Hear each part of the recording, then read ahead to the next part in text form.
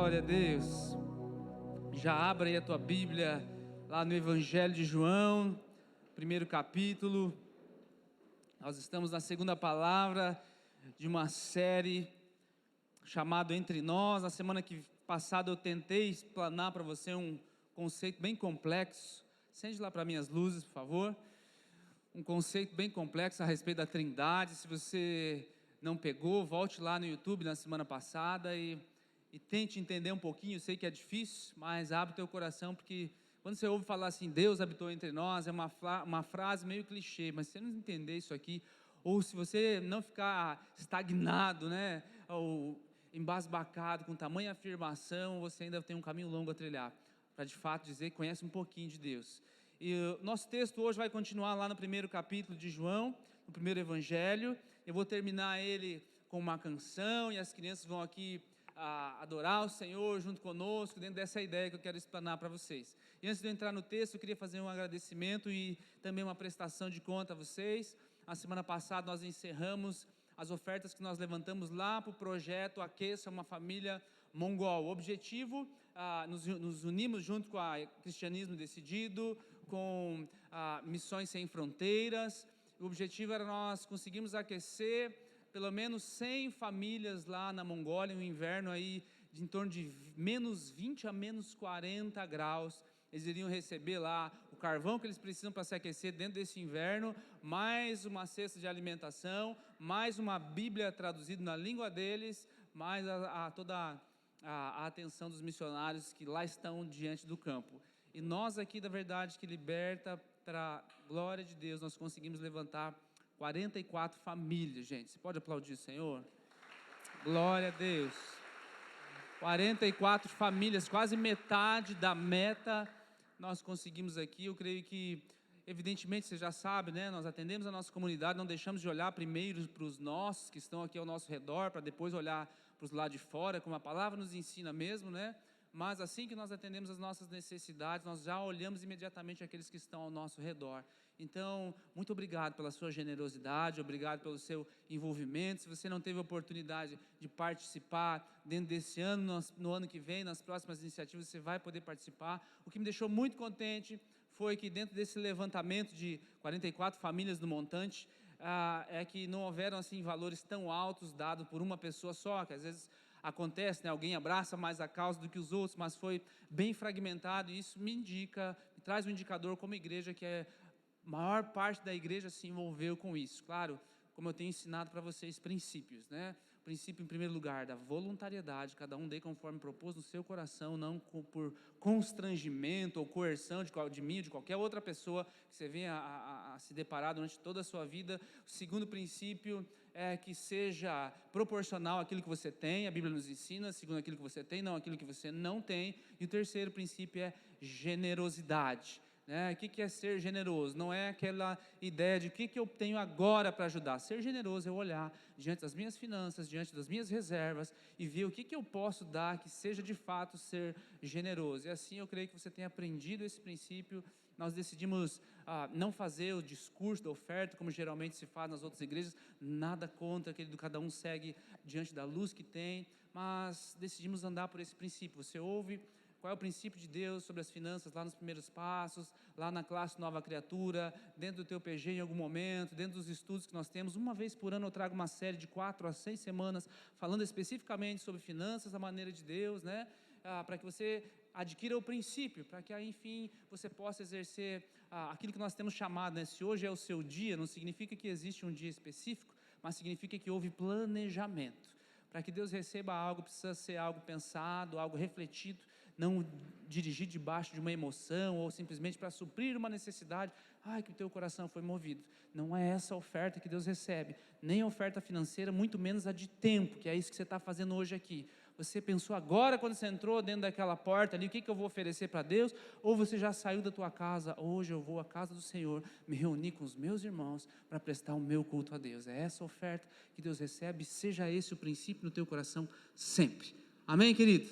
Uma vez dito isso, que eu sei que você tem entendido, vamos olhar para o nosso texto hoje, nossa segunda palavra, entre nós, primeira parte do verso 19 até o 23, vai dizer assim para nós: este foi o testemunho de João, e esse João aqui é o João Batista, não é o João que escreveu o Evangelho, quando os judeus de Jerusalém enviaram sacerdotes e levitas para lhes perguntarem quem ele era. Ele confessou e não negou, declarou abertamente, João Batista, tá? Não sou o Cristo. Perguntaram-lhe: então quem é você? É Elias? Ele disse: não sou. É o profeta? Ele respondeu: não. Finalmente perguntaram: quem é você? Dê-nos uma resposta para que a levemos àqueles que nos enviaram. Que diz você acerca de si próprio? Guarde essa última frase contigo. Que diz você acerca de si próprio? A primeira parte de João tem dois personagens. Na semana passada eu explanei para você os primeiros 7 versos, demos um pulo ali no verso 13, no verso 14, e entendemos que o Evangelho de João foi o último dos evangelhos a ser escrito, que os 3 primeiros evangelhos já circulavam na época que João escreve esse aqui, então não havia necessidade de João nos dar detalhes a respeito de genealogias, a respeito de lugares específicos. João concentra o evangelho dele basicamente na revelação de Jesus, diferente dos outros 3, você vai ver uma abordagem diferente. Marcos já começa com Jesus adulto, Mateus já começa ali com uma genealogia, e Lucas começa dizendo qual foi o método que ele usou para reunir todas aquelas informações, e João, diferente desses outros 3, ele já começa dizendo assim: olha, eu quero contar algo para vocês, que eu demorei mais de 3 anos para descobrir, e nos primeiros versos eu quero dizer para vocês, que aquele que vocês achavam que era a ideia de todas as coisas, o que os gregos chamavam de logos, a razão, o pensamento, queria descobrir todas as coisas e revelar todos os questionamentos, ele usa essa palavra logos, algumas traduções verbo, ou algumas traduções como a NVI traz a palavra,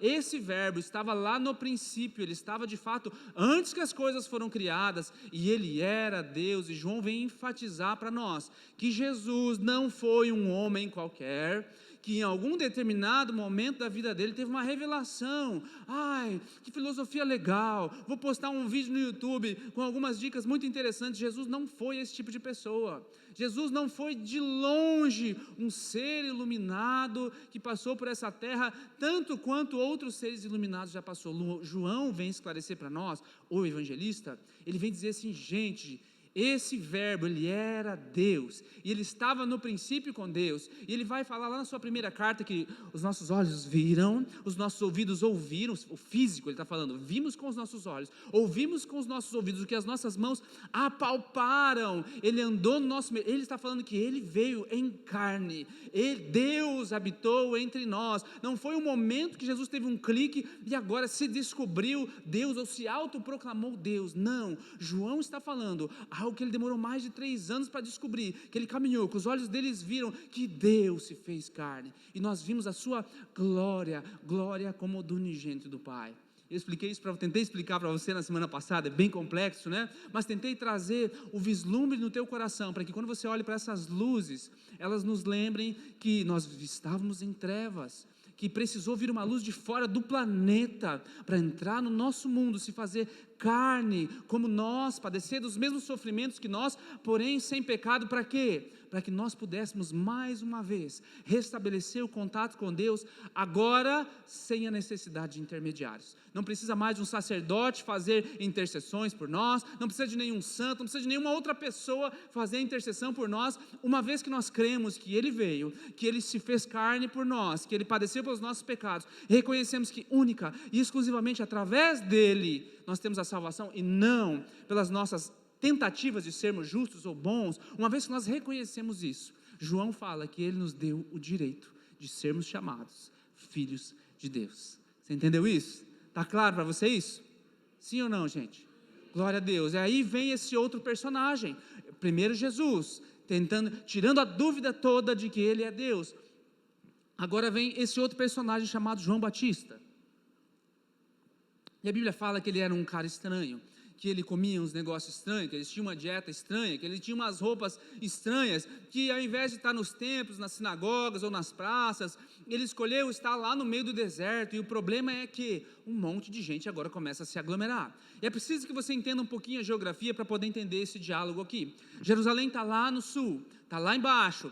Jerusalém, está lá em Florianópolis, vamos dizer para nós, né? Está mais ao sul. E agora, aqui em Porto Belo, se levanta um homem e começa a batizar um monte de gente, começa a pregar um arrependimento. Ele fala que é um batismo de arrependimento. E um monte de gente começa a se aglomerar. E a igreja central, lá de Florianópolis, resolve mandar algumas pessoas, algumas autoridades para sondar o que é que está acontecendo.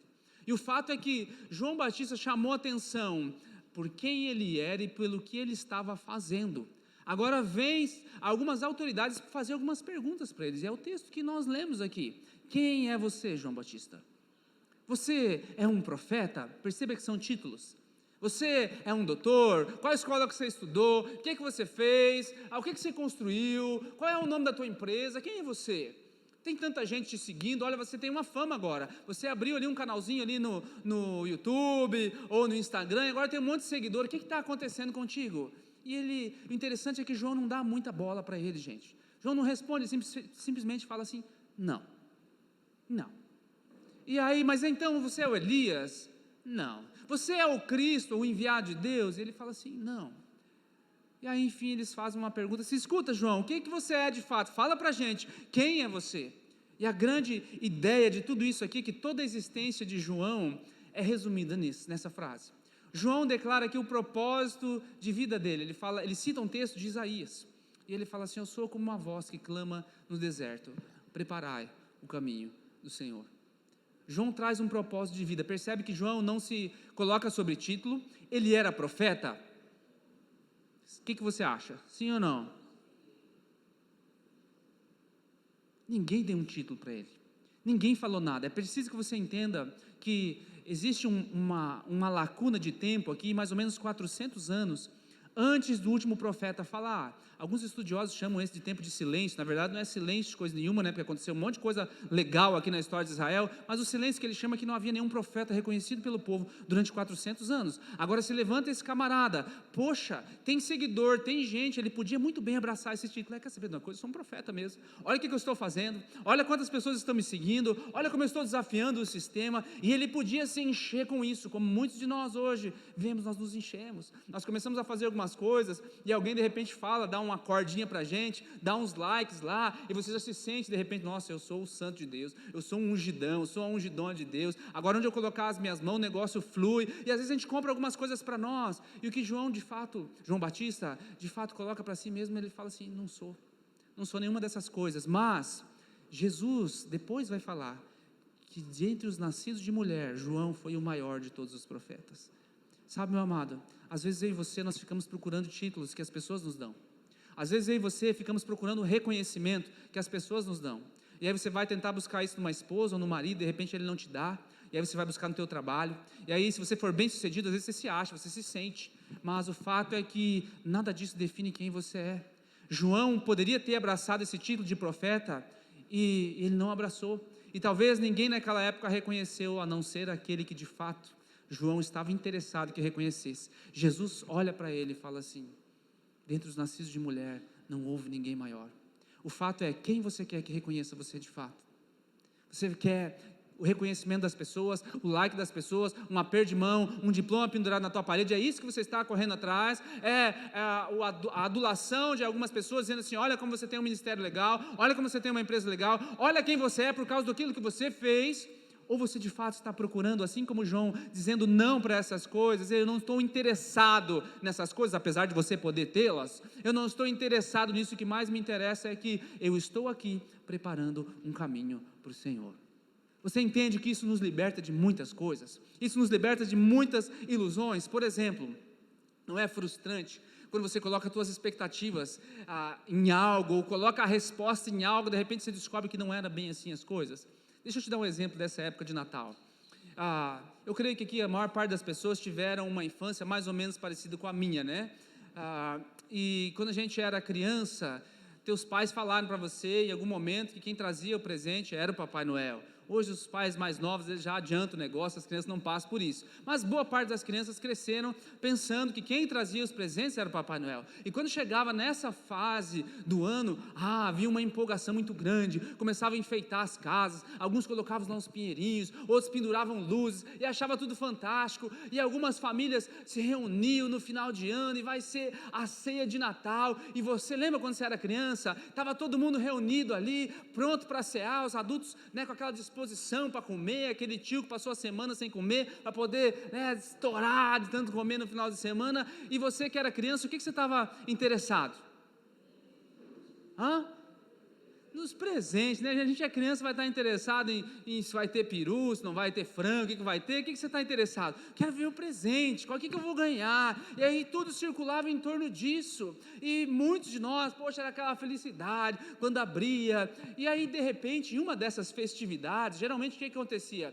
Alguém da família resolvia se vestir de Papai Noel, né, e veio, vai chegar o Papai Noel, ele fazia todo aquele negócio assim, e de repente, eu não sei se você foi que nem eu, foi assim que eu descobri que o Papai Noel não existia, e quando ele chegou lá, eu comecei a olhar, e falei, mas isso não é o Papai Noel, esse é o tio fulano, porque você via que tinha uns negócios estranhos, né, se ele era meio magrinho, você colocava um travesseiro debaixo da roupa, uma barba falsa, e você ia olhar, ele vinha querer fazer gracinha, brincar contigo, mas você já descobriu que você estava de fato, era decepcionado, né? Poxa, como assim? Não é o verdadeiro, eu estava esperando outra coisa, e é frustrante quando você espera que algo é daquele jeito, você coloca uma expectativa e vai acontecer, e de repente não é. Aqui no Brasil é sempre verão, né? E, se você olhar lá para a cultura americana, alguns deixavam até um copo de leite para o Papai Noel, que era inverno, vai descer na chaminé, enfim, e aí é uma frustração. Ou alguns pais ainda não faziam isso, né? Deixava a criança acordar só de manhã para ver se vai ter o presente, eles ficavam acordados. Uma vez, quando eu era criança, eu pensei em ter visto o Papai Noel andando pela casa, deve ser ele, mas eu fiquei com tanto medo que eu fiquei lá na minha. Enfim, depois que você descobre, você se frustra. Poxa, não era bem isso que eu queria, não era bem assim que eu acreditava, e o fato é que às vezes nós fazemos assim, meu amado, ainda hoje, nós criamos um Papai Noel para nós criamos ali um travesseiro que nós colocamos debaixo da vestimenta, para dizer que aquilo ali é alguma coisa, e nós chamamos isso de carreira, e nós chamamos isso de o carro dos sonhos que eu quero ter, e nós chamamos isso de casa, e a gente constrói vários ideais, que no fim das contas, são como o Papai Noel, que é o tio fulano, sabe, você constrói um ideal que vai ser aquilo, e quando eu atingir isso, quando eu conseguir aquilo, quando a minha família estiver desse jeito, quando a minha carreira estiver daquele outro, aí eu vou entender qual é o propósito de Deus para mim. E você entende que o que eles estão perguntando para João Batista é justamente isso, quem você é? Um doutor? Um profeta? Um empresário, uma pessoa bem-sucedida? Quem você é? Você é um líder de PG, você é isso, você é aquilo, quem você é? Eles estão perguntando para ele o quê? O que é que você colocou debaixo dessa roupa, para entender que esse é o sentido do Natal, ou que esse é o sentido da tua vida, quem é você? E às vezes nós colocamos isso, querido, e o fato é que você vai se frustrar, se você continuar acreditando nesse Papai Noel que você acabou criando, colocou o nome dele de uma carreira, ou de uma faculdade, ou de um projeto que você, humano, predeterminou como razão de existência. Perceba que eu não estou falando mal de fazer projetos, eu não estou falando que você não deve fazer e perseguir essas coisas, mas eu estou falando sim, que se você fizer dessas coisas a razão da tua vida, da tua existência, você vai se frustrar, você vai se decepcionar, e no fim das contas, se você realmente colocou suas forças nisso, em algum momento você vai se decepcionar até com Deus, porque você achou que era aquilo, ou talvez você até ouviu de algum pregador que citou algum versículo fora de contexto para você, e você não foi olhar por você mesmo, como Paulo nos instrui, lá como os cristãos de Bereia, que eram mais excelentes que os de Tessalônica, porque depois que Paulo saía, eles iam olhar nas escrituras, para ver se aquilo que Paulo disse, realmente estava lá. Sabe, às vezes eu e você estamos atrás, caçadores de pregações, está cheio por aí, né, para pregações, não pregações bíblicas, mas pregações que digam aquilo que eu quero ouvir. Sabe, meu amado, a palavra é simples, como eu falei para você semana passada, João explica uma verdade extraordinariamente complexa, como Deus é 3 pessoas em uma, e como Ele vem à terra em carne, em palavras simples. As verdades mais complexas na palavra de Deus estão expressas na mais simples das palavras. No princípio Ele era o Verbo, Ele estava lá no princípio com Deus, nada do que foi feito sem Ele. Ele presenciou todas as coisas, e o Verbo se fez carne, e Ele habitou entre nós. Lembra que eu falei para você que essa palavra habitou carrega um contexto muito forte sobre construir uma tenda, um tabernáculo dentro de nós? É por isso que Paulo vai usar as palavras: vocês agora são templos do Espírito, e já não há mais necessidade daquele véu. Tudo isso quando nós estamos falando do quê? Quem nós somos diante de Deus. Por isso, quando João Batista fala assim, ó, eu sou uma voz que clama no deserto, preparai o caminho do Senhor. Quantos de nós, queridos, estamos cheios dessa mesma empolgação por algo que acaba sendo um substituto pela coisa real? Eu quero te dizer 4 coisas rápidas a respeito do que o Natal deveria nos lembrar. Em primeiro lugar, o Natal deve nos lembrar da grandeza de Cristo. Volte na palavra da semana passada e emende com aquilo que eu estou falando para você agora. Nós precisávamos tanto de Deus, que não havia um homem sequer para nos justificar. O próprio Deus teve que vir até nós. Ele é a luz do mundo, Ele que tira o pecado do mundo. Isso significa que, no que diz respeito a dar e receber os presentes de Natal, como você pode ajudar alguém a receber o presente de Cristo? Agora, guarde isso com você. Eu sei que você, assim como eu, quando você se converteu, você tinha um desejo muito grande de convencer todo mundo a acreditar nas mesmas coisas que você. Por quê? Porque era bom. Algo aconteceu dentro de mim. Mas a lição que você precisa tirar aqui, de João aqui, você não pode convencer as pessoas a acreditar. Guarde isso com você. Você não pode convencer as pessoas a acreditar. Por quê? Porque a Bíblia diz que quem convence é o Espírito Santo. Meu amado, você não consegue convencer alguém de que ela está em pecado. Porque quando você convence com as suas palavras, a pessoa interpreta aquilo como uma agressão, como que você está em um nível superior e está simplesmente acusando. Agora, quando você fala cheio da autoridade do Espírito Santo de Deus, pode ser até as próprias palavras que você tinha pensado em dizer, mas se for inspirado por Ele, Ele vai convencer o homem do pecado, da justiça e do juízo. Entende? Guarde isso com você. Eu não consigo convencer alguém de que eles estão errados. Eu não posso forçar ninguém a acreditar. Isso é um fato. Você não pode salvar ninguém. Guarde isso com você. Eu sei que nós temos o desejo que toda a nossa família seja salva, e nós nos empenhamos para isso, devemos orar por eles, e devemos entender que o nosso papel termina aqui. Nós não podemos dar a salvação a ninguém. Ela é individual. Então, se eu não posso convencê-los, se eu não posso forçá-los, se eu não posso salvá-los, o que é que eu posso fazer? Faça como João Batista fez. Olha o verso 29 desse mesmo capítulo. Vai ali comigo. Diz assim que no dia seguinte, vão haver 3 no dia seguinte aqui, 3 dias consecutivos acontecendo coisas muito interessantes. No primeiro dia seguinte, do verso 29, João viu Jesus, é o João Batista, aproximando-se e disse, vejam, é o Cordeiro de Deus que tira o pecado do mundo. Se eu não posso convencer as pessoas que elas estão erradas do pecado, se eu não posso forçá-las a acreditar, se eu não posso salvá-las, o que é que eu posso fazer? Eu posso dizer assim, ó, vejam, ali está o Cordeiro de Deus, é Ele que tira o pecado do mundo. Sabe o que você pode fazer com a tua vida, querido? Você pode apontar para Jesus. Você não pode convencer as pessoas com palavras, você não pode forçar ninguém a crer, mas a tua vida precisa ser um testemunho vivo que aponte para Jesus.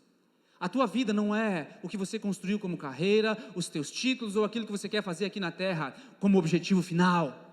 O objetivo final da tua vida aqui é apontar para Jesus, e essa é uma afirmação assim, por isso que Ele é o Logos, que quebra toda a razão das filosofias do mundo. Qual é a pergunta maior da filosofia? É onde está a felicidade? É o que o homem pode fazer para se sentir feliz e pleno e realizado?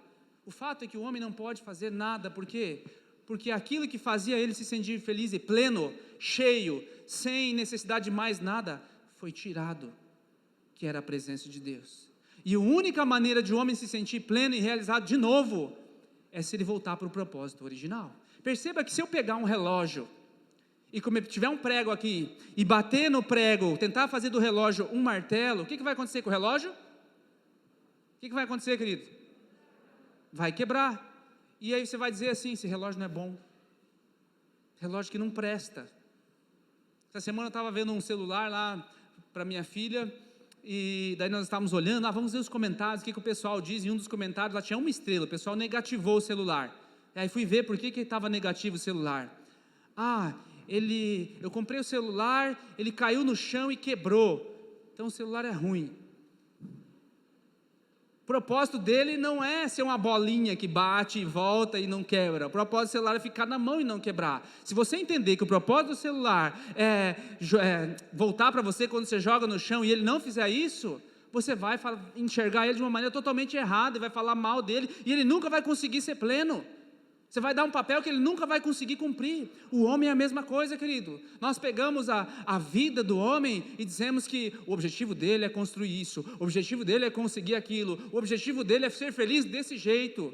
E o homem é como se fosse esse relógio, você quer fazer dele um martelo, nunca ele vai se sentir pleno. Ele vai se sentir realizado momentaneamente com algumas coisas. Enquanto a viagem dura, ele está feliz. Enquanto aquela relação amorosa dura, ele está feliz. Enquanto o dinheiro está entrando, ele está feliz. Mas quando aquilo acaba, a realidade da vida dele volta. Por quê? Qual é o teu propósito enquanto você está aqui na terra? Apontar para o Senhor. Teu propósito não é ser salvo, eu tenho falado isso muito para você, para que você entenda a raiz do Evangelho. Teu propósito não é ser salvo. Se fosse ser salvo, no momento em que você fosse salvo, Deus te levava com Ele, para que dar chance para o azar, para você sair do caminho de novo? Por que Ele te deixa aqui? Para que você influencie pessoas, para que você aponte com a tua vida, não é com as tuas palavras de religioso, mas é com a tua vida, é com o que você faz lá na segunda-feira, não com o que você faz aqui no domingo. Sabe, a nossa tentativa de ajudar os outros com as nossas ideias, ela é muito limitada, porque a nossa ajuda, ela supre necessidades momentâneas. Nós fizemos todo esse movimento lá para o pessoal da Mongólia, por exemplo, eles vão ter um alívio de um inverno, de 2, 3 meses, mas a necessidade maior deles é do quê? De Jesus. Por isso que não adianta levar cesta básica ou isso, aquilo, se eu não apresentar Jesus, porque eu não estou suprindo a necessidade que a pessoa mais precisa. É como se tivesse uma pessoa com sede, morrendo de sede, e chegasse lá com uma batatinha cheia salgada para ela. Vai talvez matar uma fome momentânea, mas vai causar uma sede ainda maior. Sabe, querido, quando nós olhamos para a vida de João, nós precisamos entender que todas essas luzes, essas decorações, elas precisam nos lembrar de algo. Não é o presente que eu quero ganhar no final de ano, não é a comida que eu vou organizar na ceia de Natal, não é os parentes que eu vou receber, ou os parentes que eu vou visitar, né? Deixa eles que gastem com a gente um pouco aí, enfim, cada um na sua realidade. Mas o fato é que nós precisamos nos lembrar que talvez lá eu vou ter que encontrar com aqueles parentes não desejados, parentes que você não escolhe, né? Poxa, eu tenho que apontar Jesus para esse cidadão, para essa cidadã. De alguma maneira, não vou revirar os meus olhos de novo. Ai, meu Deus, lá vem ele. Ai, lá vem a tia fulano, vai começar aquela história, não vai parar mais agora. Lá vem o outro, lá querer estragar. Enfim, querido, como eu posso olhar para a minha vida e entender que faça um caminho reto para o Senhor? O Natal é uma época para eu lembrar daquilo que eu não devo desprezar. Vem uma segunda parte desse texto aqui. No dia seguinte, Jesus se encontra com alguns discípulos, João aponta de novo, está ali o Cordeiro de Deus. E aí esse discípulo, que veio a ser discípulo, era irmão de Pedro. Ele chama Pedro, vai lá e apresenta Pedro para Jesus. E aí vem um outro amigo dele chamado Filipe, e ele vai atrás de um outro rapaz chamado Natanael. Eu vou explanar esse texto melhor na semana que vem, mas eu vou fazer só essa primeira parte para nós terminarmos essa palavra hoje aqui. E quando ele fala para Natanael, olha aqui Natanael, lá no verso 43, olha ali comigo. No dia seguinte, Jesus partiu para Galiléia. Quando encontrou Filipe, disse-lhe: siga-me. Filipe, como André e Pedro, era da cidade de Betsaida. Filipe encontrou Natanael e lhe disse: achamos aquele sobre quem Moisés escreveu na lei e a respeito de quem os profetas estavam escreveram, Jesus de Nazaré, filho de José. Perguntou Natanael: Nazaré, pode vir alguma coisa boa de lá? Semana que vem eu vou explanar melhor isso para você. Mas o fato que Natanael era da Galileia. Galileia era no norte, lembra de Jerusalém, lá em Florianópolis, nós estamos aqui. E tinha uma outra região, além da Galileia, que se chamava Nazaré, que de certa maneira era desprezada. Os de Jerusalém desprezavam os galileus. E os galileus, por consequência, tinha que achar alguém para desprezar. Não é assim que a gente faz geralmente na vida? Se alguém se desfaz de você, você vai tentar achar alguém para se desfazer, para você se sentir melhor. E era mais ou menos isso. Eu citei até o exemplo aqui, né? Vou pegar a família de vocês aqui, que eu tenho intimidade para falar, né? Era como se o pessoal lá de Balneário Camboriú, uma cidade mais elitizada, desprezasse a gente, que é aqui da Galileia, né? Nós aqui de Porto Belo e região, E aí nós olhamos lá o pessoal que veio do sertão e falamos assim, pode vir alguma coisa boa vir lá do sertão? Fala assim, Jesus veio do sertão, Gi. Sabe, querido, às vezes nós fazemos assim com Jesus. Nós olhamos assim, nós fazemos assim com os princípios de Jesus. Pode alguma coisa sair disso aqui? Pode alguma coisa sair da vida desse irmão aqui, daquele outro ali, daquele outro, e nós colocamos barreiras para nós nos sentirmos melhores com algumas coisas. Meu querido, faça da tua vida o exemplo de João Batista.